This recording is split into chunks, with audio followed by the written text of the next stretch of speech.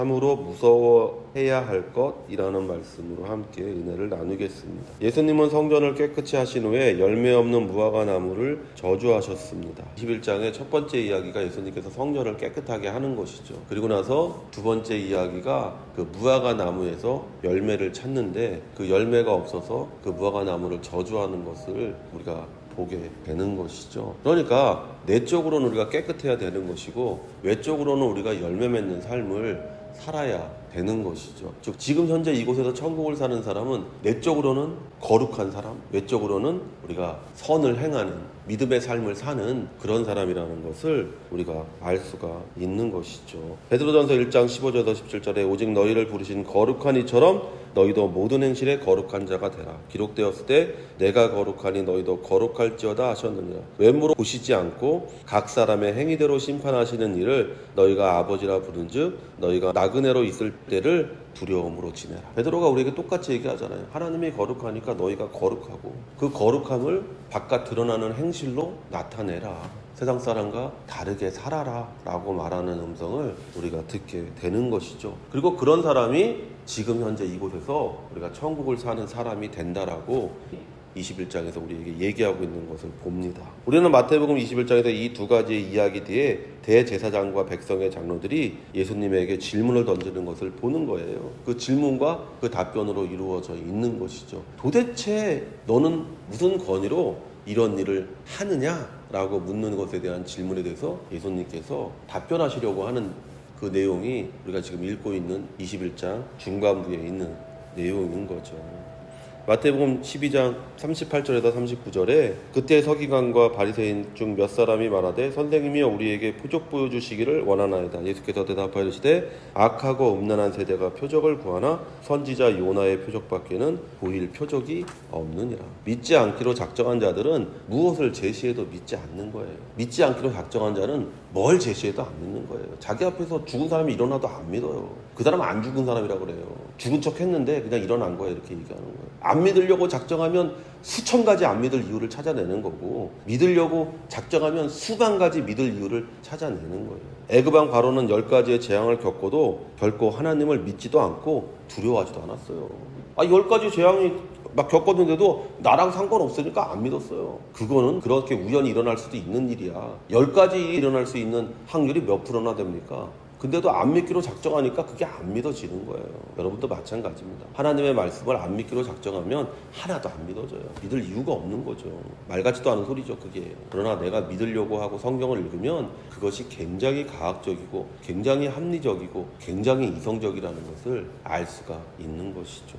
예수께서 성전에 들어가 가르치실 때 대제사장들과 백성의 장로들이 나와 이르되 내가 무슨 권위로 이런 일을 하느냐 또 누가 이 권위를 주었느냐. 대제사장들과 백성의 장로들은 예수님께 권위의 문제를 제시합니다. 내가 어떤 사람에게 이런 일을 행했느냐고 묻습니다. 왜냐하면 그 성전을 담당하고 있는 사람들은 이 두 부류의 사람이거든요. 대제사장들과 백성의 장로. 근데 네가 와서 왜 그 사람들을 내쫓느냐, 네가 뭔데 그런 일을 하느냐 하고 예수님께 따지고 있는 거예요. 너는 이런 일을 행해서는 안 된다는 엄중한 경고가 실린 말인 거예요. 너 이렇게 하면 안 돼. 너 무슨 권위로 이렇게 했어? 너 이런 일을 하면 안 돼. 이건 우리가 담당하는 것이고 우리의 책임하에 있는 것인데 네가 뭔데 이런 일을 했냐고 예수님께 따지는 거예요. 이 일이 옳으냐 그르냐를 따지는 것이 아니라 네가 뭔데 이걸 했냐라고 따지는 거예요. 이게 옳고 그른 건 문제가 아니야. 네가 뭔데 이렇게 하고 예수님께 따지고 있는 것이죠. 대제사장들과 백성의 장로들은 예수님께 두 가지 질문을 던집니다. 너 누구야?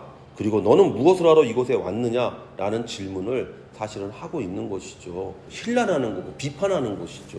이 사람들의 답은 정해져 있는 거예요. 너는 아무것도 아니야. 넌 이런 일을 해서는 안 되는 사람이야. 이 일이 옳으냐 그르냐를 따지지 않았어요, 이 사람들은. 그리고 우리가 예수를 믿을 때 자기 자신에게도 던져야 되는 질문이에요. 예수님은 누구냐? 예수님은 무엇을 위해서 이 땅에 오셨느냐? 이거를 우리 자신에게 물어야 돼요. 예수님이 하나님의 아들이심을 믿고 나의 죄와 가난과 질병과 저주와 죽음을 책임지러 오셨다는 이 믿음이 없으면 여러분의 믿음은 죽은 믿음입니다. 여러분이 이 믿음을 가질 때 여러분은 비로소 살아있는 믿음을 가지는 것이고 이 살아있는 믿음이 성장했을 때 여러분이 믿음과 구원과 영생과 천국과 축복을 차지하는 놀라운 축복의 사람이 될 수가 있는 것이죠. 나는 예수가 어떤 분이시고 예수님은 나를 위해 무엇을 하셨는지를 아는 것이 믿음입니다. 그리고 이 질문에 대한 확신한 답을 가지지 못하면 우리의 믿음은 언제나 흔들릴 수밖에 없는 것입니다. 예수님은 질문을 던진 자들에게 질문을 던집니다. 예수께서 대답하시되 나도 한 말을 너희에게 물으니 너희가 대답하면 나도 무슨 권위로 이런 일을 하는지 이르리라. 예수님을 알기 위해 가장 좋은 것은 자신에게 자신에 관해 질문을 던지는 거예요. 내가 어떤 사람인지, 내가 무슨 사람인지를 질문 던지는 거예요. 전도서가 그런 질문이잖아요. 나이가 다 늙어서 정말 많은 것을 누렸던 사람이 자기에게 질문을 던지는 거예요. 내가 여태까지 뭘 했고 무슨 일을 했고 나는 도대체 어떤 사람이냐 던지니까 답이 나오잖아요. 나는 헛되며 헛되니 모든 것이 헛된 일을 한 사람이다. 내 자신은 어떤 사람이냐? 아무것도 아닌 사람이다. 여러분이 볼 때는 예루살렘의 왕이요 다윗의 아들이요 금수저 물고 태어난 사람이잖아요. 여러분이 부러워할 만한 모든 것을 가지고 있는 사람이잖아요. 지혜도 있고 물질도 있고 편안하게 인생을 살고 하는 일마다 모두 다 성공한 사람이잖아요. 그 사람이 자신에게 질문하는 거예요. 인생에 대해서 내 인생이 무엇이었나? 그러니까 질문의 답이 뭐냐? 헛된 인생이었다. 난 누구냐? 아무것도 아닌 인생이다.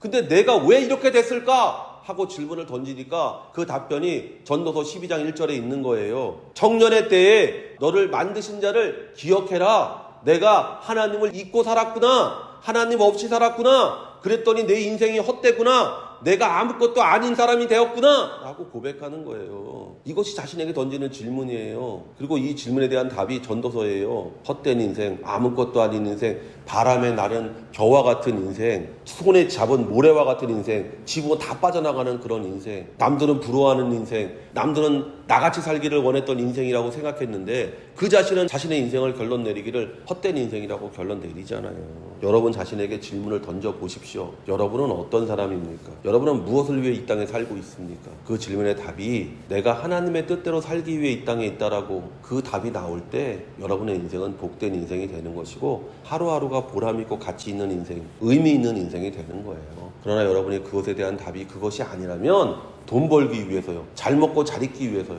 이런 인생이 된다면 여러분은 인생의 끝자락에서 여러분 자신의 과거를 돌아보면서 전도서 기자처럼 고백하게 됩니다. 나를 만드신 자를 내가 잊어버려서 내 인생이 이 모양 이 꼴이구나. 내가 헛된 인생을 살았구나. 가치 없는 인생을 살았구나라고 후회하는 그와 같은 인생을 살게 되는 거예요. 왜 하나님을 만난 사람들이 자신의 죄악됨을 회개하는지를 생각해 보십시오. 로마서 7장 18절에서 19절에 내 속 곧 내 육신에 선한 것이 거하지 아니하는 줄을 아노니 원함은 내게 있으나 선을 행하는 것은 없노라. 내가 원하는 바 선은 행하지 아니하고 도리어 원하지 아니하는 바 악을 행하는도다. 이 바울이 로마서 7장에서 자기 자신에 대해서 얘기하잖아요. 내 속 내 안에 선한 것이 거하지 않아. 선을 행하고 싶은데 선을 행할 능력이 없어. 그래서 내가 죄 아래 팔려가는 것을 본다. 그러다 마지막에 뭐라고 얘기합니까? 그러나 나를 승리케 하시는 예수 그리스도로 말미암아 내가 하나님께 감사하노라. 그러면서 죄와 사망의 법에서 생명의 성령의 법이 나를 구했다 라고 고백하는 것이 로마서 8장 1절 2절의 말씀이잖아요. 자기 자신을 알기 때문에 하나님을 붙잡고 예수님을 붙잡을 수밖에 없는 것을 바울이 우리에게 보여주잖아요. 여러분이 지금 예수님을 붙잡고 살고 있지 않는다는 것은 여러분 자신의 속을 들여다보지 않기 때문에 그런 거예요. 화려한 세상을 바라보면서 어떻게든 저기에 끼어서 저 사람들과 똑같이 잘 먹고 잘 입고 잘 살겠다는 생각이 온통 그곳에 사로잡혀 있으면 자기 안이 보이지 않습니다. 자기 안이 보이지 않으면 예수님을 붙잡을 수 없어요. 자신을 아는 자들은 결코 자신의 힘으로 구원을 이룰 수 있다고 말하지 않습니다. 자신을 모르는 자들만이 내 힘으로 내 능력으로 구원을 이룰 수 있다고 주장하는 거예요. 요한의 세례가 어디로부터 왔느냐? 하늘로부터냐 사람으로부터냐? 그들이 서로 의논하여 이르되 만일 하늘로부터라 하면 어찌하여 그를 믿지 아니하였느냐 할 것이요 만일 사람으로부터라 하면 모든 사람이 요한을 선지자로 여기니 백성이 무섭다 하여 예수께 대답하여 이르되 우리가 알지 못하노라 하니 예수께서 이르시되 나도 무슨 권위로 이런 일을 하는지 너희에게 이르지 아니하리라. 예수님은 그들의 불신을 드러내십니다. 요한의 세례가 어디로부터 왔느냐? 하늘로부터냐 사람으로부터냐 하는 질문을 통해 대제사장들과 백성의 장로들을 코너에 몰아붙이고 있습니다. 그들이 무엇을 두려워하고 있는지 이 예수님의 질문에 의해 명백히 드러납니다. 만일 하늘로부터라 하면 어찌하여 그를 믿지 아니하였느냐 할 것이요 만일 사람으로부터라 하면 모든 사람이 요한을 선지자로 여기니 백성이 무섭다 하여. 그들은 처음부터 끝까지 하나님을 두려워하지 않았어요. 하나님을 두려워하지 않았기 때문에 성전 안에 매매하는 걸 그냥 두었던 거예요. 거기서 나오는 이득에 취해서 그것이 옳고 그른지도 판별하지 못하고 이렇게 내버려 두었던 거예요. 그들이 두려워한 것이 백성이었음을 봅니다. 우리가 다윗과 사울 왕을 비교할 때 여러 가지 비교할 거리가 있겠지만 딱 한 가지 가장 중요한 게 뭐냐? 다윗은 하나님을 두려워했다는 거예요. 백성을 두려워하지 않았어요. 그러나 사울은 하나님을 두려워하지 않고 백성을 두려워했다는 거예요. 그 차이가 사울을 실패자로 만들었고 다윗을 성공자로 만들었다고 성경은 우리에게 말하고 있는 거예요. 근데 이 대제사장들과 이 백성의 장로들은 누구를 두려워했는지를 명백히 얘기하잖아요. 백성을 두려워했다. 사람을 두려워했다라는 거예요. 갈라디아서 1장 10절에 내가 지금 사람들의 마음을 기쁘게 하려 하고 있습니까? 아니면 하나님의 마음을 기쁘게 해드리려고 하고 있습니까? 아니면 사람의 환심을 사려고 하고 있습니까? 내가 아직도 사람의 환심을 사려고 하고 있다면 나는 그리스도의 종이 아닙니다.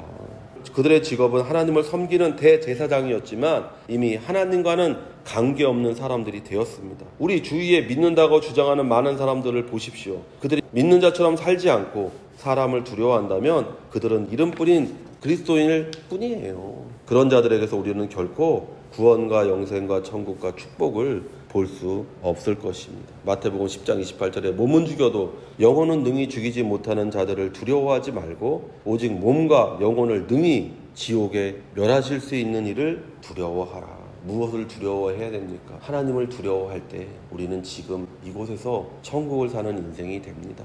그러나 여러분이 사람의 비위를 맞추려고 하고 사람을 두려워하고 사람을 기쁘게 하려 할 때 그곳에서 여러분을 기다리고 있는 것은 지옥이라고 성경이 얘기해요. 무엇이 진정으로 두려운 것인지를 알고 살아가는 믿음의 사람이 되시기를 예수의 이름으로 축원을 드립니다.